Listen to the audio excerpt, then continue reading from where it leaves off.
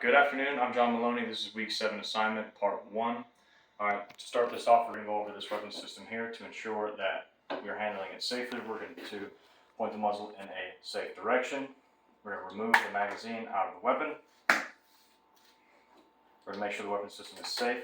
After that, rotate the bolt up, pull the bolt back, visually and physically inspect the magazine well, visually and physically inspect the chamber. After you've done that, you push the bolt forward, rotate it back down. Alright, to start the cycle of operations for this firearm, what we're going to do is start from this position right here. So, this is a Mauser style bolt action rifle, which means that when you rotate this bolt up, which is also the unlocking step, so we're going to unlock the bolt. During this step as well, this bolt will cock. So, the Mauser style rifles are a cock on open system, which means that when you rotate the bolt up, it cocks the bolt. After that, pull the bolt to the rear. So when you have a magazine inserted, when you push the bolt forward, what's going to happen is that bolt's going to strip a round from that magazine, and it's going to push that round up and into the chamber. You're going to go completely forward. Once you're completely forward, the round is chambered, and then you can rotate the bolt down, which is the locking step. After you've locked the bolt into place, the weapon system's ready to fire. So you can take the weapon system off safe. You can pull the trigger, which activates the sear in there, and fires the weapon system. After that, you can rotate the bolt up, pull the bolt back, repeat the process, feed the next round, chamber it, lock, fire. Alright, and that completes the cycle of operations for the Savage 30-06. Now we're going to field strip this and get ready for part 2. So to field strip this, what we're going to do is pull the bolt up, pull the bolt back, push the bolt release, pull the bolt out, and that completes the first portion. Alright, this is part 2 of the Savage 30-06 week 7 assignment. So from here, we're going to go safety first. I'm going to use gloves and put my safety glasses on just because we are using solvents and they are a extreme eye irritant and they can irritate skin. So better safe than sorry.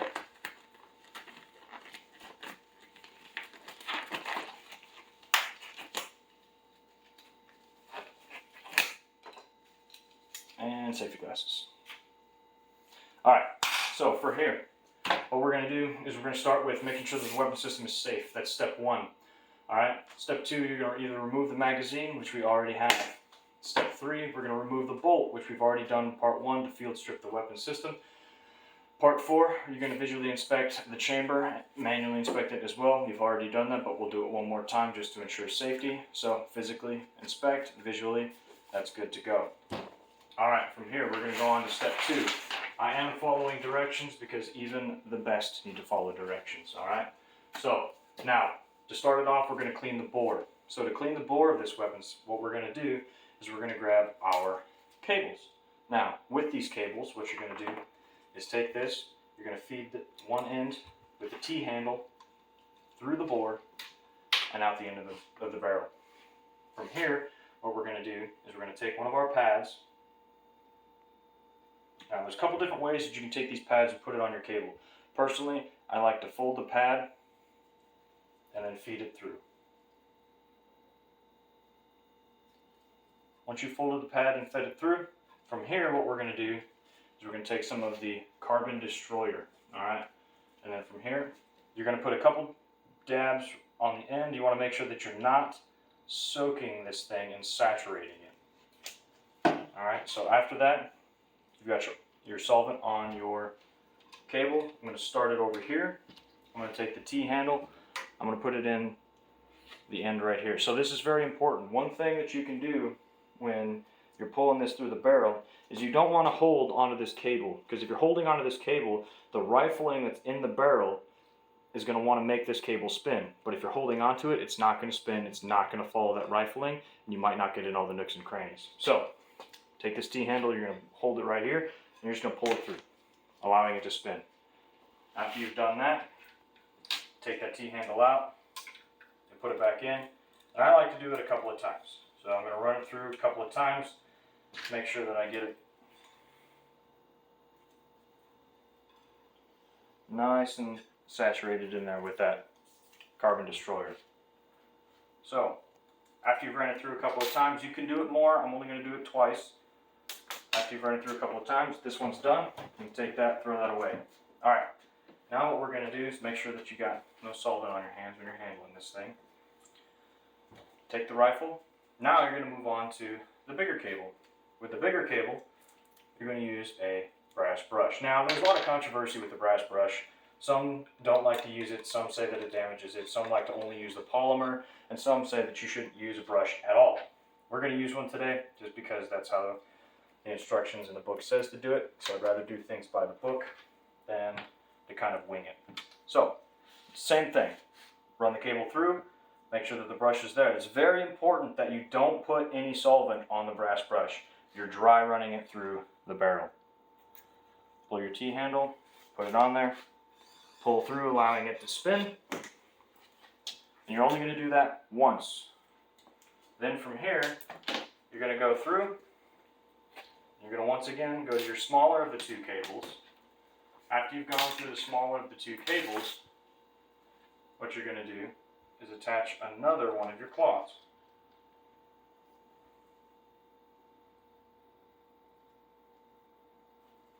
Fold it in half, feed it through the slot. After you fed it through the slot, feed your cable through the bore and out the barrel. Now this one's going to be dry. So what we're going to do is we're going to pull this one through dry. And then, if it's dirty, you can take it and you can actually get multiple uses out of this thing. So what I'll do is I'll pull it out of the cable. You can take this, take it, and you fold it inside out. Now you've got a cleaner surface and you can run it through one more time.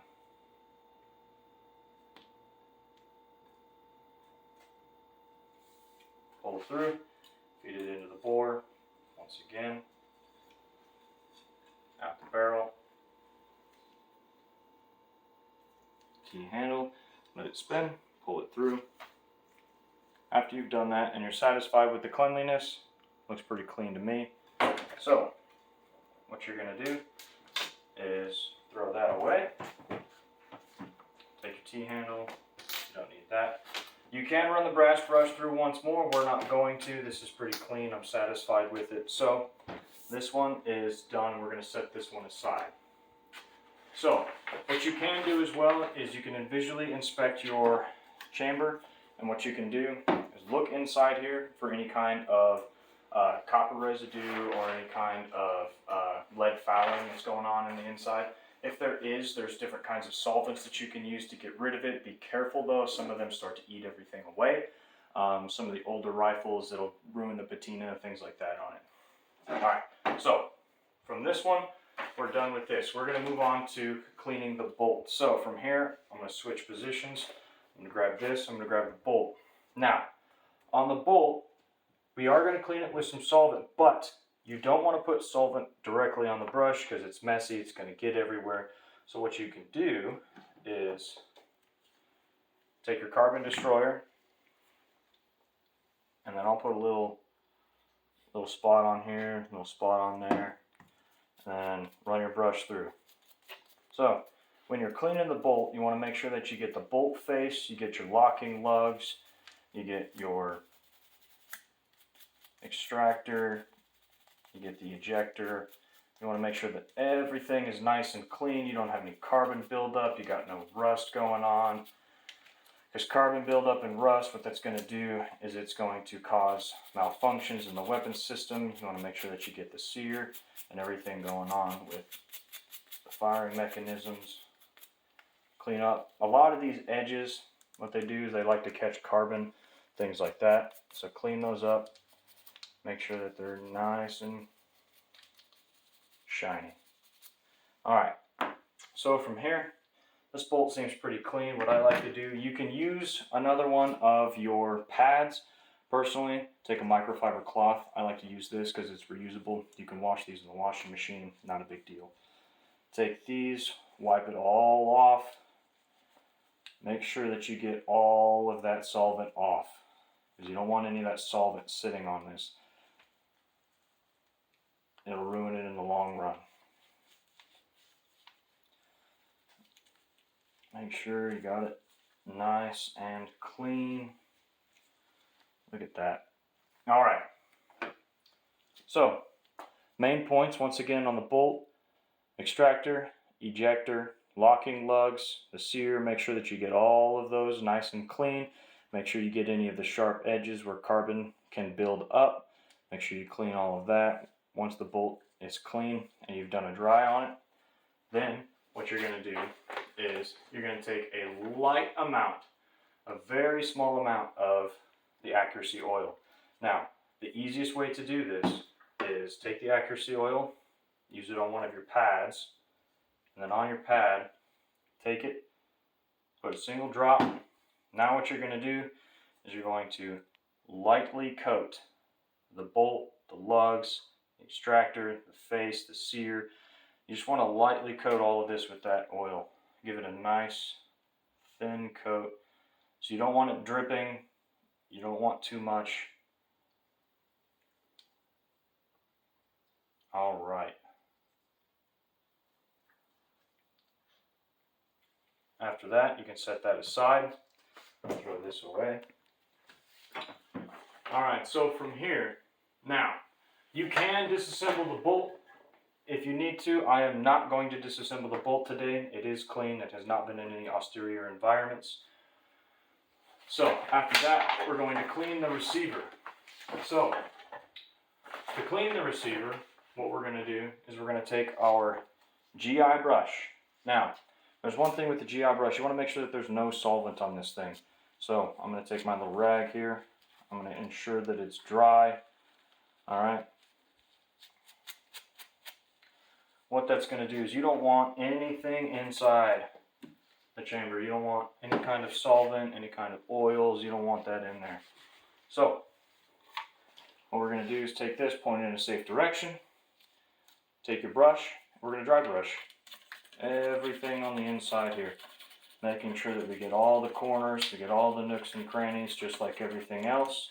Making sure that we get the mechanisms on the inside. If the brush doesn't want to fit, there are two sides in the brush. You want to use the smaller side to get into some of the smaller corners. Making sure that we get all of the dirt, dust, carbon, anything else that can be in there. So one thing that I'll do is I'll take this, I'll put it under my arm. I will feed the brush through up here, take my two fingers at the top, and just kind of assist it, running along to clean the rest of this.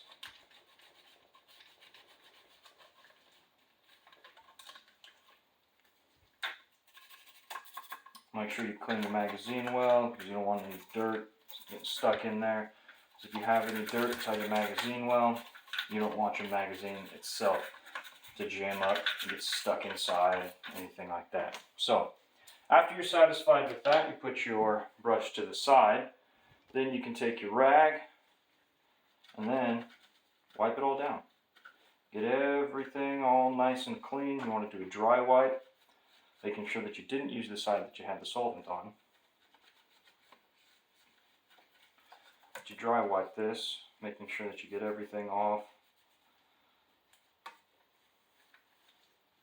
And one thing, I'll stick my pinky in there just because it's smaller and I can get it in the inside. Just making sure that all this is clean.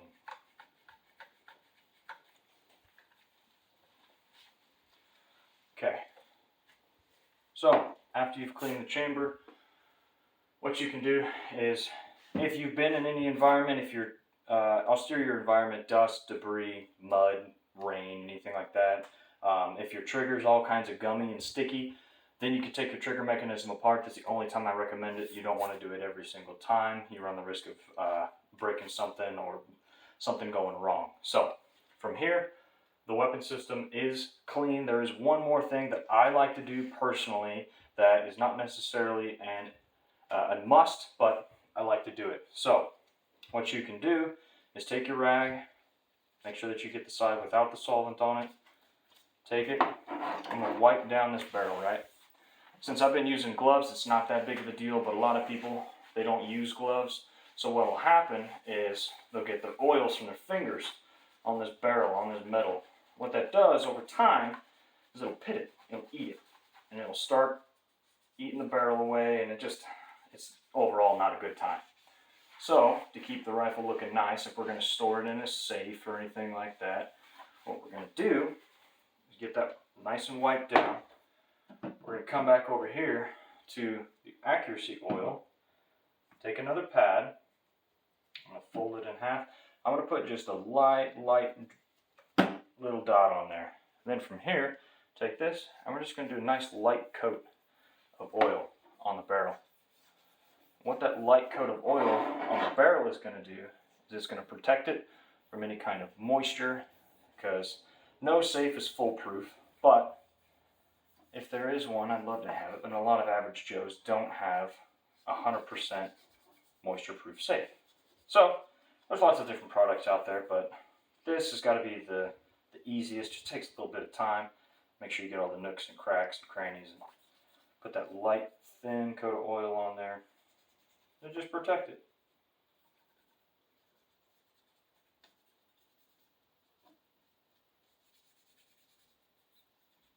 All right, and then after that, we can assemble the rifle. So I'm going to take this, I'm going to take my bolt,